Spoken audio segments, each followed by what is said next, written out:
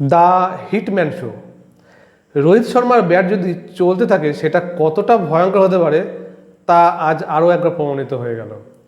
সাথে সেটা হাড়ে হাড়ে টের পেল টিম অস্ট্রেলিয়া। আজ যে ভারত এই 21 রানে ম্যাচটি জয়ী হলো তার কৃতিত্ব প্রায় পুরোটাই রোহিত শর্মার।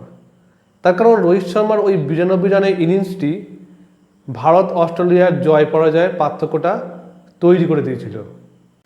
এছাড়াও কুলদীপ যাদবের যে বোলিং ছিল, 4 ওভারে 24 রান দিয়ে 2 উইকেট, এই স্পেলটাই ভারতকে ম্যাচে ফিরিয়ে এনেছে।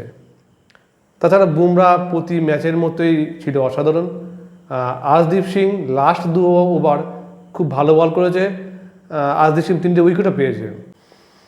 তার সঙ্গে বলতে হয় অক্ষর প্যাটেল মিচেল মার্শের যে অসাধারণ দুর্দান্ত ক্যাচটি ধরেছেন এটি সম্ভবত এই বিশ্বকাপের সেরা ক্যাচ, এবং ওই ক্যাচের পর ম্যাচের গতি অনেকটাই পরিবর্তন হয়, কারণ সেই মুহূর্তে মিচেল মার্শ ও ট্রেভিস হেড এক দুরন্ত গতিতে ব্যাট করছিলেন। এই ম্যাচে বেশ কয়েকটি রেকর্ড সৃষ্টি করেছেন হিটম্যান রোহিত শর্মা।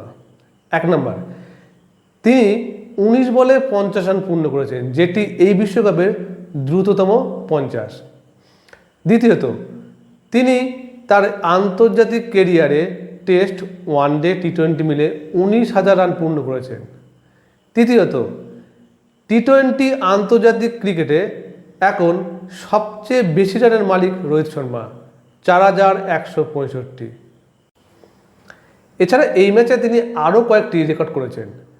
আন্তর্জাতিক টি-20 ক্রিকেটে সর্বোচ্চ 206-এর মালিক এখন রোহিত শর্মা। এছাড়া একটা নির্দিষ্ট প্রতিপক্ষের বিরুদ্ধে সর্বোচ্চ 132টি 6-এর মালিক রোহিত শর্মা, যেটা তিনি অস্ট্রেলিয়ার বিরুদ্ধে করেছেন। এর আগে এই রেকর্ডটা ছিল ক্রিস গেলের, তিনি ইংল্যান্ডের বিরুদ্ধে 130টি 6 মেরেছিলেন। সেই রেকর্ড আজ ভেঙে দিলেন রোহিত শর্মা। ফলে পুরো টুর্নামেন্টে অপরাজিত থেকে এবং সুপার 8-এর 3 ম্যাচে 3 জয় দিয়ে ভারত পৌঁছে গেল সেমিফাইনালে। সেমিফাইনালে 27 জুন ভারত মুখোমুখি হবে ইংল্যান্ডের বিরুদ্ধে।